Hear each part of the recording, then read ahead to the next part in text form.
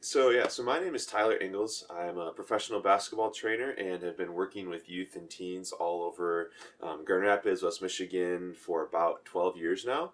Um, I went to Hope College and was studied psychology there.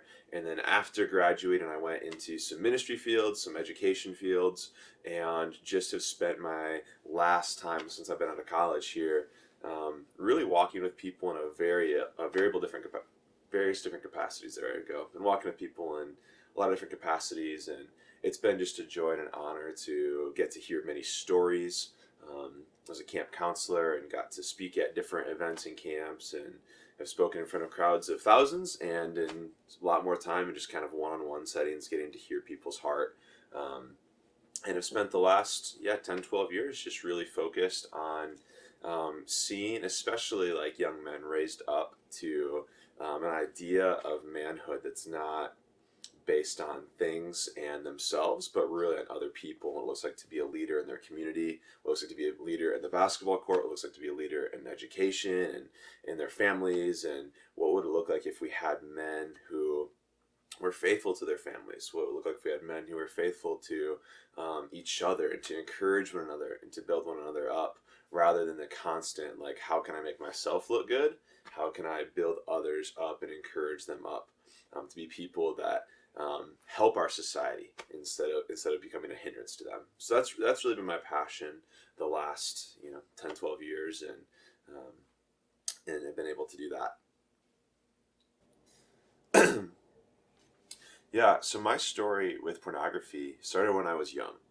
I was introduced probably in fifth or sixth grade by some friends, and although it didn't really catch at that time, it began a path and a pattern for my life that steadily increased over the course of the next couple of years. And by the time I was in middle school, it was something where I was addicted to this thing, and I told myself I could stop, but it's like you never do, you know. And I think that's the hardest part of addiction, is that I felt like I could stop, but then I never really could. And so this just progressed on into high school. And the worst part about it was, as I'm walking in this outside picture I was an athlete, I was a member of our community that was, and doing different things and volunteering. I was serving other people, but on the inside there was this shame and this brokenness and this fear of being found out.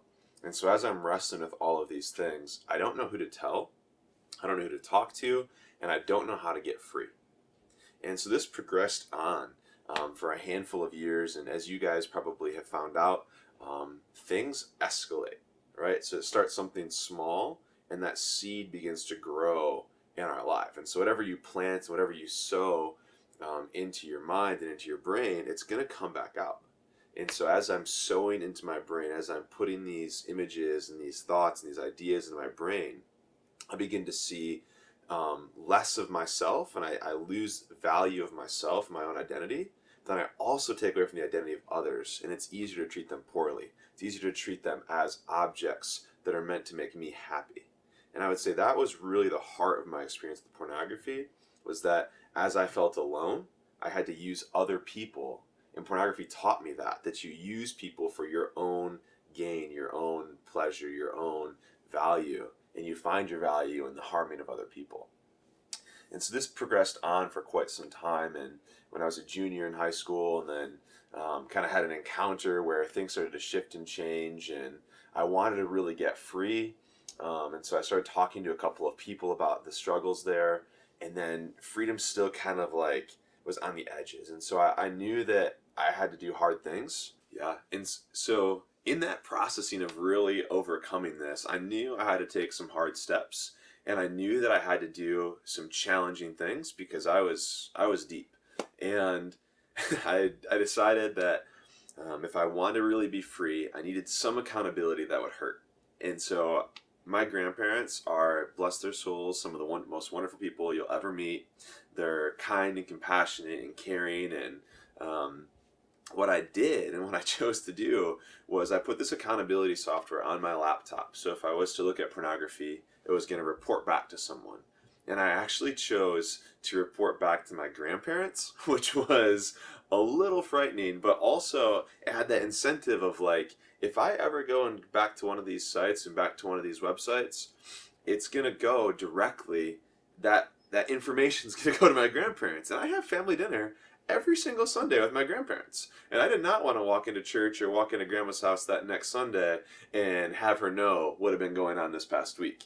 And so I really decided to take a hard stance on this, but to also put myself in a situation that I really don't want to mess up. And it was awesome. I ended up getting to eventually talk to my whole family about this, and there was just a lot of hope and support from my family as they got to walk alongside of me and help me make some decisions to do hard things. But yeah, I'll just, that was one of those things that I had to do in life where I said to myself, like, do what's difficult. And I just encourage you, like, whatever it takes. If that means putting your grandma as your accountability partner, so be it. It's worth it. And then I was a freshman in college. Some things started to click together for me, and I was studying psychology and realized how broken this world is, that we would use other people, okay, to make ourselves happy. And then what I really realized was that most of the people that I'd been seeing and for those years in pornography were actually not there by choice. And I realized that there's this whole dark world out there of abuse and of trafficking and all of these things, that the stuff that I was watching was not often people there by choice, but actually people there who are being taken from their homes, people who are being used and abused for my benefit. And so that's when I became more passionate about this subject and more of an activist in this area, when I realized that they were the people that I was seeing, the people that we were watching, the people that were on these channels and these websites were actually being abused and were actually being horrifically trafficked and drugged and all sorts of other things. And so I couldn't stand back and just watch anymore. I couldn't stand back, and at the time I wasn't struggling personally, but knowing that I had a relationship with hundreds and hundreds and hundreds of people that were still engaging in the trafficking of humans.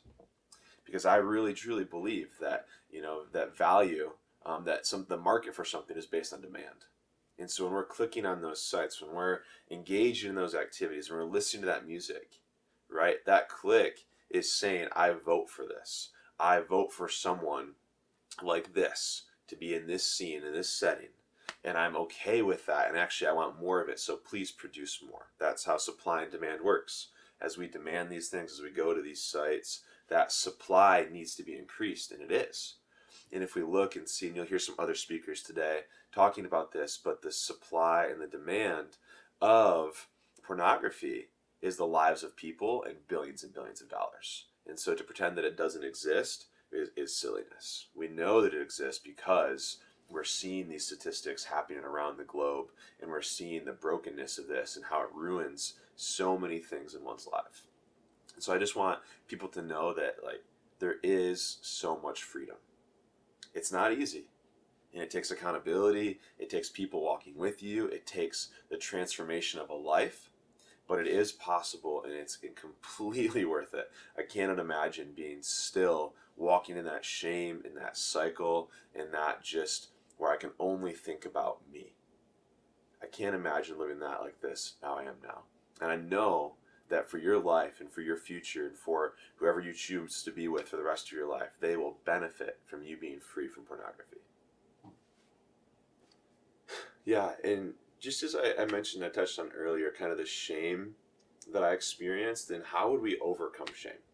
So the first thing I think is separating our value from our performance, and not always living according to how well I performed, and to that's where my value's at. And so I think creating that separation, that even if I fail, that does not make me a failure.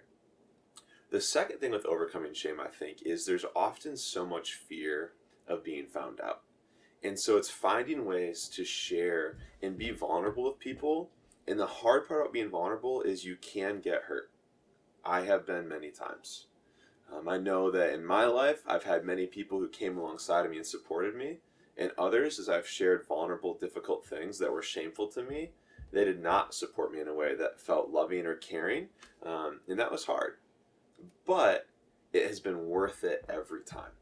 Because even though at times I was rejected and other times I was accepted and other times people were just indifferent, as I'm sharing and sharing vulnerable truths with people, I do find those people who truly care and who can truly walk alongside of you. And I a lot of times have had similar experiences that they can offer insight and advice to. And so I'd encourage you in the matter of shame, like I said, do hard things. Talk to a grandparent, talk to a teacher, talk to a counselor, talk to someone who can walk alongside of you.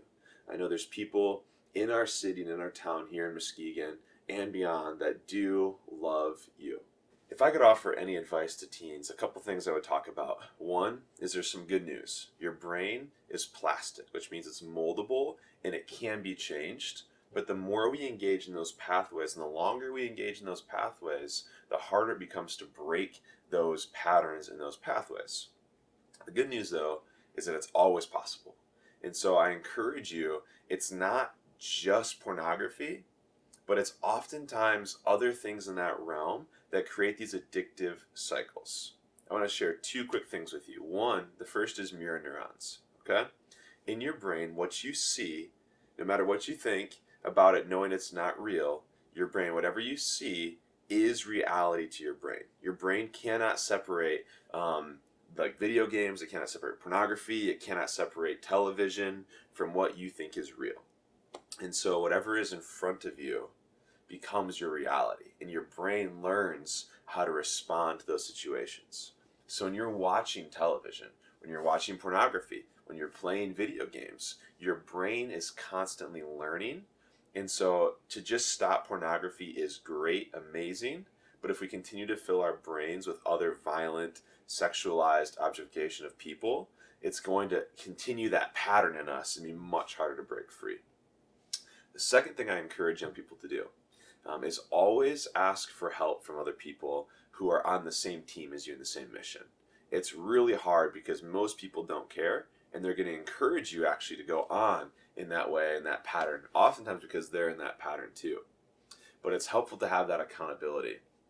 The third thing that I share, I told you two, but third thing that I share with you is really simply the food that you eat often matters too. And one of the things that I've seen time and time again, when you can break free from other things like sugar and begin to control your diet, that actually helps you break free from pornography and shame as well. I'm not saying to be unhealthy with that. I'm saying choosing the foods that you eat, being careful with how much snacking you do, and being in control of a balanced diet can also help a long way with that. And oftentimes I know what I'll encourage teens to do, and be careful and check with your doctor on these things, but I'll actually encourage to take time in fasting and stepping away from regularly good things such as your phone or sugar or fast food, and trying to get away to learn self-discipline and self-control, and even such things as cold showers and things of that nature, to learn to discipline your mind, that it's not always about what feels good immediately. Because pornography is scratching that itch. It's bringing you to do what feels good in that moment. It's called self-gratification, and it's immediate gratification where you can't wait for something that feels better, and so you fulfill that need as fast as you can. And sugar and snacks and fast food all do that same exact thing, and it trains your brain to do whatever feels good in the moment, no matter what benefit it has to you or to others, or whatever detriment it has to you or to others. And so I encourage students, especially in that as well, to take that time and consider, what do you eat, what do you consume with your eyes and with your body? What are you putting into your body? Because whatever you do comes back out.